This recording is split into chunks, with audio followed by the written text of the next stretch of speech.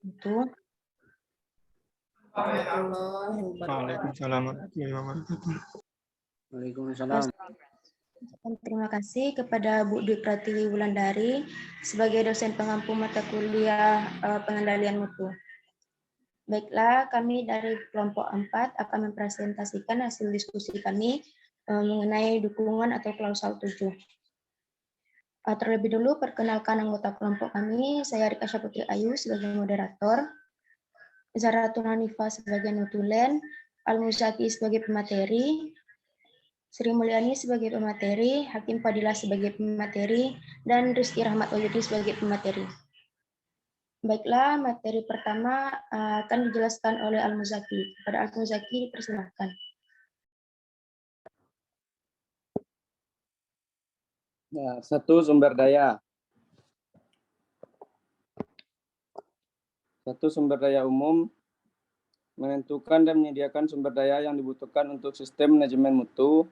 Mempertimbangkan 1. Kemampuan dan kendala sumber daya internal. 2. Keperluan menggunakan sumber daya eksternal. 2. Personil. Menetapkan dan menyediakan personil yang diperlukan untuk melaksanakan yang efektif dari sistem manajemen mutu. 2. Pengoperasian dan pengendalian proses-proses. 3. Infrastruktur. Menetapkan dan menyediakan dan melihara infrastruktur untuk operasi proses-proses dan kesesuaian produk dan jasa. Infrastruktur dan dapat mencakup 1. Bangunan dan utilitas terkait. 2. Peralatan termasuk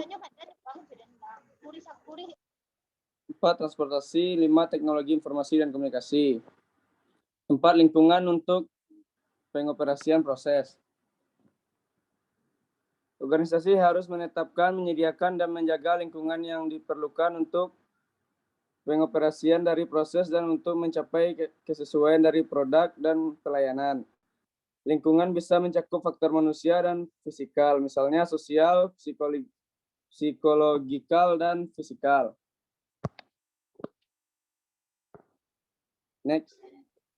Terima kasih kepada Al-Muzaki. Selanjutnya, materi kedua akan dibacakan oleh Sri Mulyani. Kepada Sri Mulyani dipersilakan.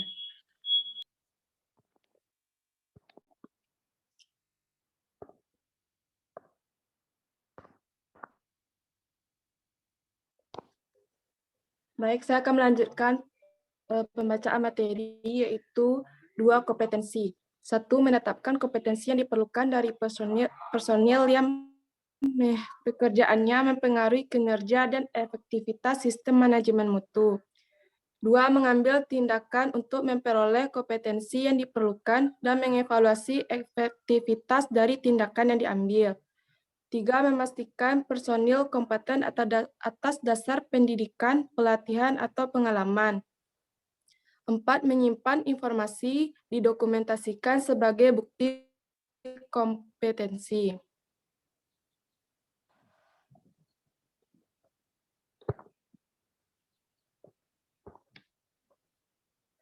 Tiga, kesadaran.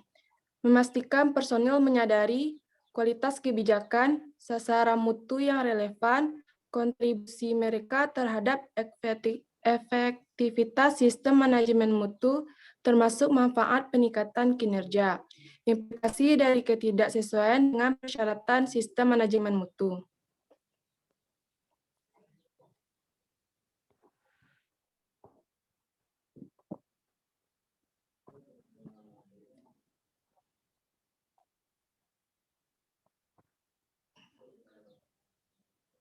Empat, komunikasi. Menentukan komunikasi internal dan eksternal termasuk hal-hal yang dikomunikasikan, kapan komunikasi dilakukan, dengan siapa berkomunikasi, bagaimana komunikasi dilakukan, siapa yang melakukan komunikasi. Komunikasi internal. Mengomunikasikan informasi yang relevan dengan sistem manajemen lingkungan secara internal antar level dan fungsi organisasi termasuk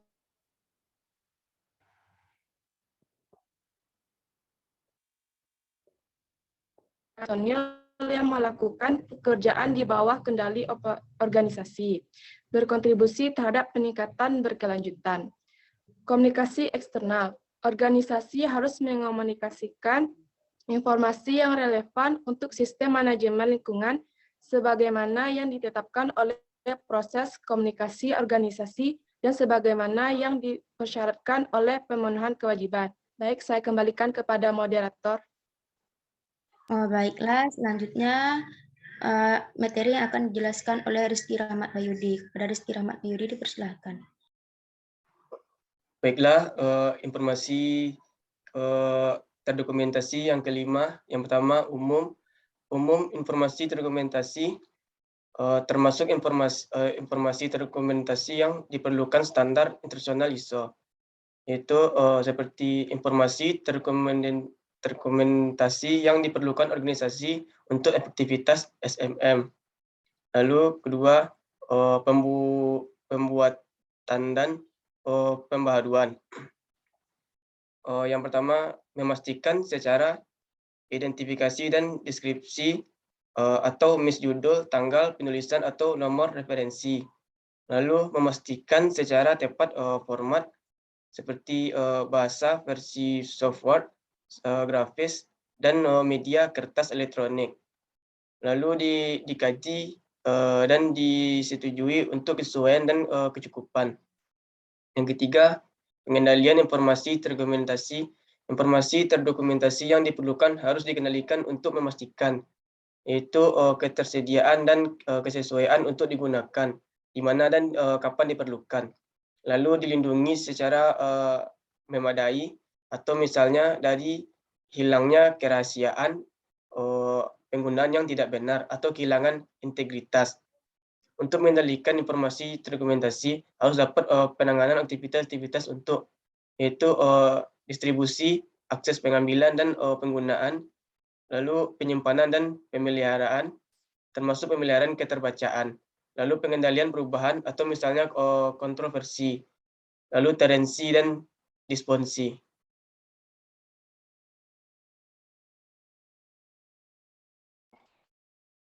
Terima kasih kepada Rizky Rahmat Bayudi. Materi selanjutnya akan dijelaskan oleh Hakim Fadilah. Kepada Hakim dipersilakan. Baiklah, saya akan membacakan contoh penerapan klausal 7 di hotel. 1. Perencanaan SDM merupakan proses perencanaan sistematis untuk memaksimalkan sumber daya manusia sebagai aset utama perusahaan. Tujuan dari perencanaan SDM ini adalah untuk memastikan kesesuaian antara tenaga kerja dan pekerja, baik dari segi jumlah maupun kualitas yang dibutuhkan.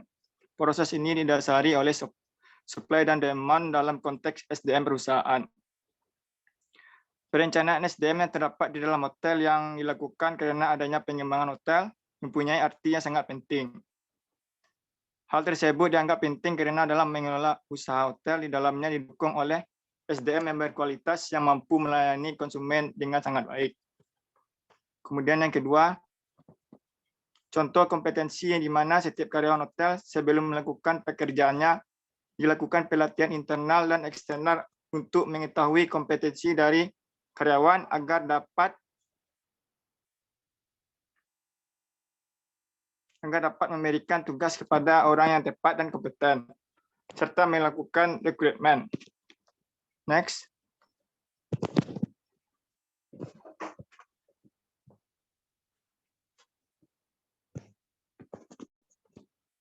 Tiga, contoh peranan komunikasi di hotel ada dua macam, yaitu contoh komunikasi nonverbal, mengetuk pintu, menggelengkan kepala, tersenyum, berjabat tangan, mengerutkan dahi, menggigit bibir bawah, menganggukkan kepala, mengangkat satu tangan.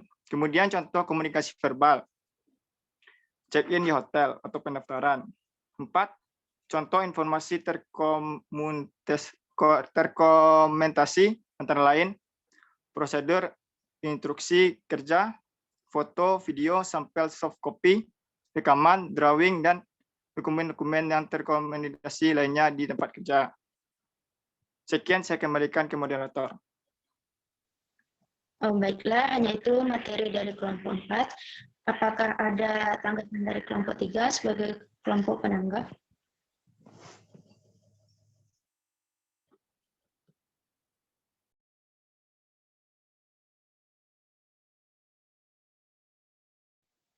Jika tidak ada, apakah ada tanggapan atau pertanyaan dari teman-teman yang lainnya?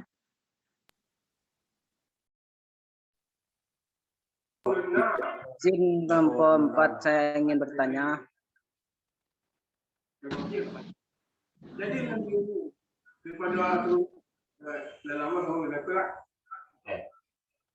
Halo. Kelompok 4. Halo. Arlan ingin bertanya. Baiklah, Arlan, persilakan. Baiklah, saya dari kelompok 5 ingin bertanya. Apa keterkaitan penting dari sumber daya infrastruktur terhadap manajemen mutu ISO 9001/2015? Maaf, Arlan, Arlan mengulanginya lagi. Apa keterkaitan penting dari sumber daya infrastruktur terhadap manajemen mutu ISO 9001/2015?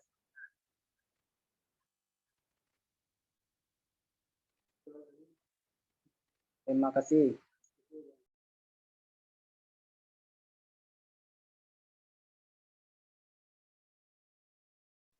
Baiklah, terima kasih kepada Arlan. Apakah ada pertanyaan dari teman-teman yang lain? Tidak.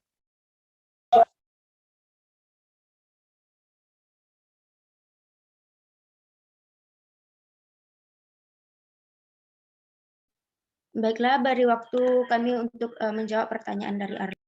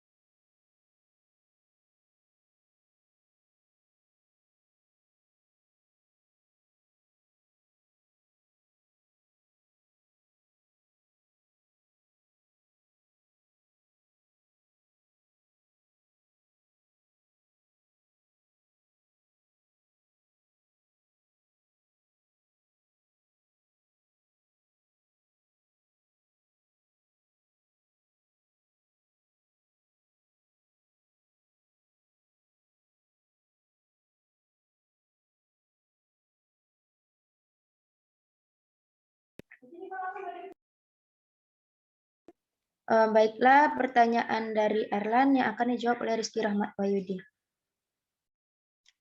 Baiklah, saya akan menjawab pertanyaan dari Arlan, yaitu apa keterkaitan penting dari SD infrastruktur terhadap manajemen mutu ISO.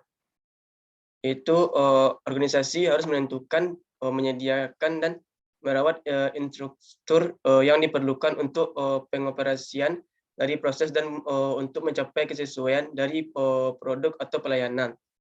Dengan catatan infrastruktur bisa mencakup bangunan dan perlengkapannya, peralatan, sumber daya transportasi, teknologi informasi dan komunikasi.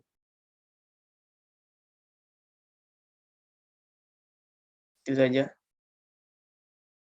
Baiklah, apakah Erlan menerima jawaban dari kelompok kami? Ya, sudah. Terima kasih. Terima kasih kepada Erlan.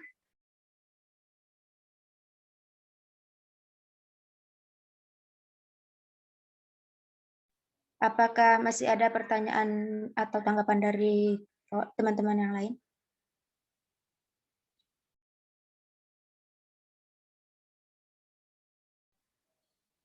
Jika tidak ada, maka kesimpulan yang akan dibacakan oleh notulen kami yaitu Zahratul Hanifah. Kepada Zahratul Hanifah dipersilahkan.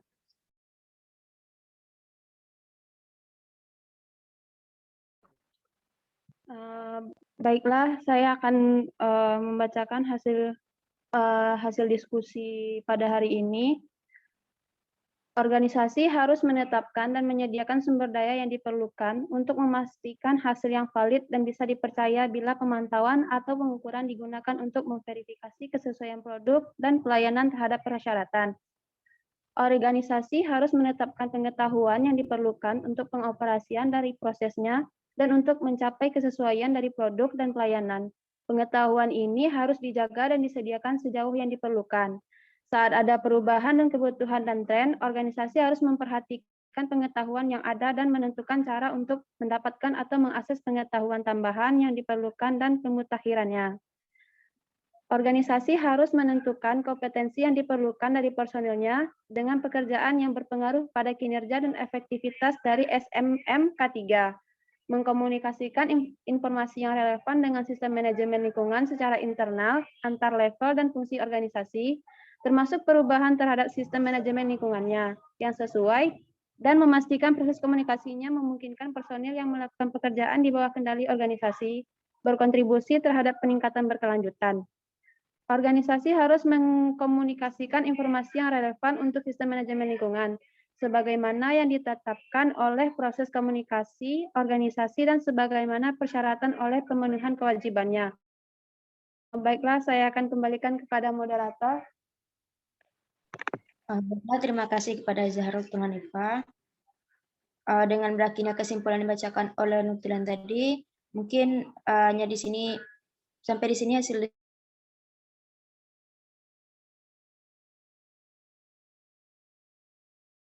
Warahmatullahi wabarakatuh. Assalamualaikum warahmatullahi wabarakatuh.